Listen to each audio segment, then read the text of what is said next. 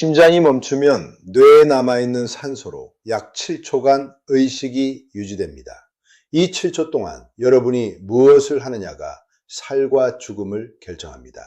7초가 지나면 의식을 잃습니다. 1분이 지나면 뇌세포가 비명을 지르기 시작합니다. 4분이 지나면 뇌에 돌이킬 수 없는 손상이 시작됩니다. 10분이 지나면 회복 가능성이 거의 사라집니다. 그리고 매 1분마다 생존율이 10%씩 떨어집니다. 이것이 심장마비의 네모칸 시간표입니다. 오늘 이 영상은 여러분의 목숨을 구할 수 있습니다. 과장이 아닙니다. 60대 이상이시라면 반드시 끝까지 보시고 반드시 가족에게 공유해 주십시오. 안녕하세요. 의사 이지연입니다. 본격적으로 시작하기 전에 부탁 하나만 드리겠습니다. 이 채널에서는 제가 진료실에서 직접 보고 경험한 진짜 의학 정보만을 전해드리고 있습니다.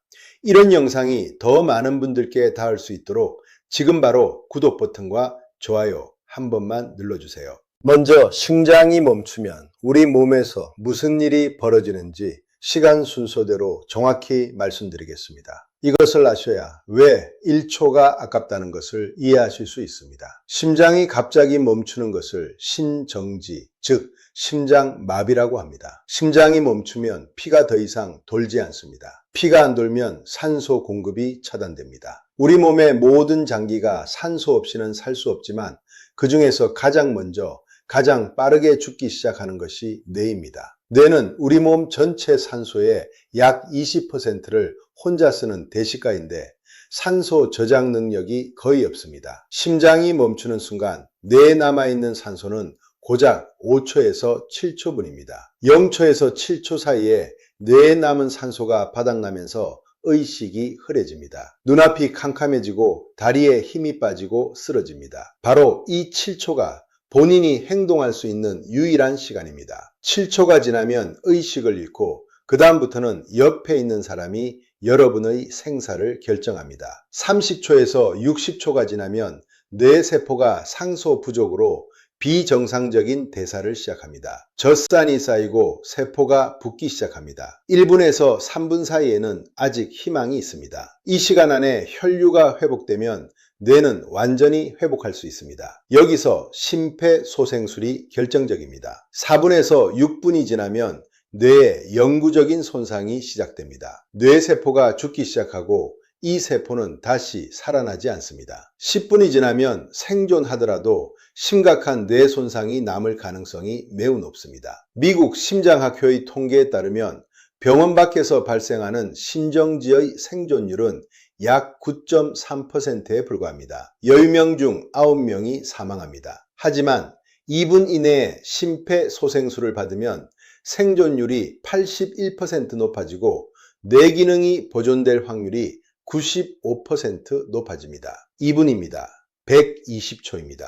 이 120초가 죽음과 삶을 가릅니다. 자, 이제 가장 중요한 내용입니다. 두 가지 상황으로 나누어 말씀드리겠습니다. 첫 번째는 본인에게 심장마비가 왔을 때 어떻게 해야 하는지고, 두 번째는 옆에 있는 사람이 쓰러졌을 때 어떻게 해야 하는지입니다. 먼저 본인에게 심장마비가 왔을 때입니다. 갑자기 가슴이 쥐어짜이는 것처럼 아프거나 코끼리가 가슴 위에 앉은 것 같은 압박감이 오거나 왼쪽 팔이 저리면서 식은땀이 나기 시작한다면 7초의 시간표가 시작된 것일 수 있습니다. 이 순간 여러분의 의식이 남아있는 그 몇 초 동안 반드시 해야 할 행동이 세 가지입니다. 첫째, 즉시 바닥에 앉으십시오. 서 있다가 의식을 잃으면 넘어지면서 머리를 부딪혀 추가 부상을 입습니다. 앉거나 벽에 기대십시오. 절대 걸어서 방으로 이동하거나 소파로 가려고 하지 마십시오. 그 자리에서 바로 앉으십시오. 둘째, 119에 전화하십시오. 스마트폰을 꺼내서 119를 누르시고 가슴이 아파요, 심장마비 같아요 이 말만 하십시오. 주소를 말할 힘이 있으면 주소를 말하시고 없으면 전화를 끊지 마십시오. 119가 위치를 추적합니다. 여기서 절대 해서는 안 되는 실수가 119 대신 가족에게 먼저 전화하는 것입니다. 아들에게 전화해서 나 가슴이 아프다 이러다가 7초가 지나서 의식을 잃으시는 경우가 실제로 있습니다. 가족은 119를 부를 수 없습니다. 119가 먼저입니다. 셋째, 아스피린이 있다면 하나를 씹어서 드십시오. 통째로 삼키지 말고 반드시 씹으셔야 합니다. 씹으면 입안 점막에서 흡수가 시작되어 삼키는 것보다 훨씬 빠르게 작용합니다.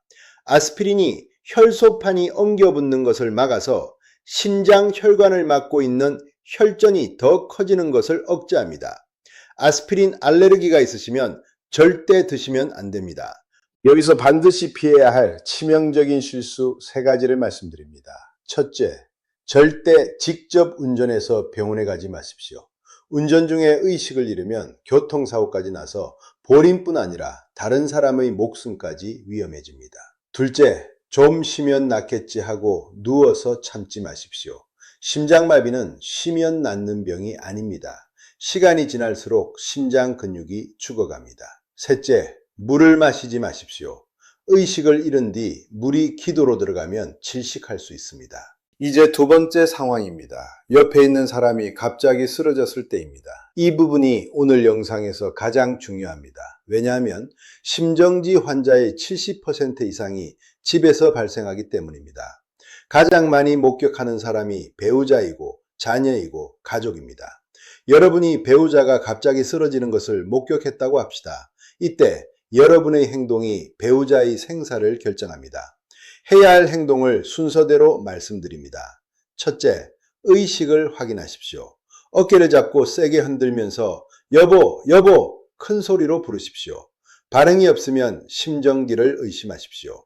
둘째, 즉시 119에 전화하십시오. 전화를 걸면서 스피커폰으로 바꾸십시오. 스피커폰으로 바꿔야 양손이 자유로워져서 전화하면서 동시에 심폐소생술을 시작할 수 있습니다.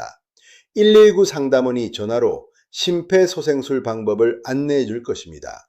셋째, 가슴 압박을 시작하십시오. 이것이 핵심입니다. 환자를 단단한 바닥에 눕힌 뒤 가슴 한가운데, 즉 양쪽 유두 사이의 정중앙에 한 손 바닥을 놓고 그 위에 다른 손을 겹칩니다. 팔꿈치를 쭉 펴고 체중을 실어서 약 5cm에서 6cm 깊이로 강하고 빠르게 누릅니다. 속도는 1분에 100회에서 120회입니다. 이 속도를 기억하는 가장 쉬운 방법이 있습니다. 비지스의 노래 Staying Alive의 리듬에 맞추면 됩니다. 중요한 것은 멈추지 않는 것입니다. 힘들더라도 119 구급대가 올 때까지 멈추지 마십시오. 가슴 압박을 하면 멈춰있는 심장 대신 여러분의 손이 펌프 역할을 해서 뇌에 피를 보내줍니다. 완벽하지 않아도 됩니다. 갈비뼈가 부러질 수도 있지만 괜찮습니다. 갈비뼈는 나중에 붙지만 뇌 세포는 한번 죽으면 다시 살아나지 않습니다. 넷째, 주변에 자동 심장 충격기 AED가 있다면 즉시 가져와서 사용하십시오. AED는 뚜껑을 열면 음성으로 사용법을 안내해 줍니다. 패드를 가슴에 붙이면 기계가 자동으로 심장 리듬을 분석하고 충격이 필요하면 버튼을 누르라고 말해줍니다.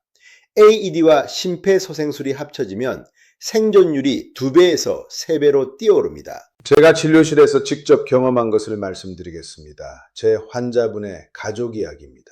서울 송파구에 사시는 71세 황 선생님이 저녁 식사 후 거실에서 텔레비전을 보다가 갑자기 가슴을 움켜잡고 쓰러지셨습니다. 옆에 계시던 부인 김 여사님이 남편의 어깨를 흔들었지만 반응이 없었습니다. 김 여사님은 예전에 보건소에서 심폐소생술 교육을 받으신 적이 있었습니다. 여사님은 즉시 119에 전화를 걸면서 스피커폰으로 바꾸고 남편의 가슴을 누르기 시작하셨습니다. 여사님은 나중에 이렇게 말씀하셨습니다. 그때 머릿속이 하얗게 됐지만 손이 먼저 움직였어요. 교육받을 때 몸이 기억한 거예요. 구급대가 7분 만에 도착했고 AED로 전기 충격을 가한 뒤 황 선생님의 심장이 다시 뛰기 시작했습니다. 병원에서 시술을 받고 현재 건강하게 생활하고 계십니다. 뇌 손상도 없습니다. 여사님이 가슴 압박을 하지 않으셨다면 구급대가 올 때까지 7분 동안 뇌에 피가 안 갔을 겁니다. 7분이면 뇌 손상이 시작되고도 남는 시간입니다. 김 여사님의 두 손이 남편의 목숨을 구한 겁니다. 반대의 사례도 말씀드려야 합니다. 경기도 용인에 사시는 68세 정 선생님이 새벽에 화장실에서 쓰러지셨습니다. 부인이 쿵 하는 소리에 잠이 깨서 화장실에 가보니 남편이 바닥에 쓰러져 있었습니다. 부인은 당황해서 먼저 아들에게 전화를 하셨습니다. 아들이 전화를 받고 119를 부르고 다시 어머니에게 전화하는 사이에 5분이 흘렀습니다. 그 5분 동안 심폐소생술은 이루어지지 않았습니다. 구급대가 도착해서 심폐소생술과 제세동을 했지만 정 선생님은 결국 의식을 회복하지 못하셨습니다. 두 분의 차이는 하나였습니다. 119를 먼저 불렀느냐, 가족에게 먼저 전화했느냐, 그리고 그 사이에 가슴을 눌렀느냐, 안 눌렀느냐. 이것이 살린 것과 잃은 것의 차이입니다. 자, 이제 오늘부터 당장 준비하셔야 할 것들을 말씀드리겠습니다. 첫째, 스마트폰 잠금 화면에서도 119에 바로 전화할 수 있도록 긴급 전화 기능을 확인해 두십시오. 둘째, 집 근처 어디에 AED가 설치되어 있는지 미리 확인해 두십시오. 아파트 관리실이나 경비실에 대부분 설치되어 있습니다. 공공기관, 지하철역, 대형마트에도 있습니다. 위치를 미리 알아두시면 실제 상황에서 1분, 2분을 아낄 수 있습니다. 셋째, 가까운 보건소에서 심폐소생술 교육을 받으십시오. 대부분 무료이고 2시간이면 끝납니다. 그 2시간이 배우자의 목숨을 구하는 2시간이 될 수 있습니다. 넷째, 배우자와 함께 이 영상을 보시고 서로 이렇게 약속하십시오. 당신이 쓰러지면 내가 가슴을 눌러줄게. 이 약속이 사랑의 가장 현실적인 표현입니다. 심장마비는 예고 없이 옵니다. 하지만 대비는 예고하고 할 수 있습니다. 오늘 이 영상을 보신 것만으로도 여러분은 이미 생존 확률을 높이셨습니다. 첫 7초가 본인의 시간이고 그 다음부터는 옆 사람의 시간입니다. 여러분이 쓰러졌을 때 옆에 있는 사람이 이 영상을 본 사람이기를 바랍니다. 그래서 지금 당장 공유해 주십시오. 특히 배우자에게, 부모님에게, 자녀에게 보내주십시오. 이 영상을 공유하는 것이 사랑하는 사람의 목숨을 구하는 가장 쉬운 방법입니다. 이 영상이 도움이 되셨다면 구독과 좋아요 눌러주십시오. 앞으로도 진료실에서 못다한 진짜 의학 이야기로 찾아뵙겠습니다. 의사 이지연이었습니다. 감사합니다.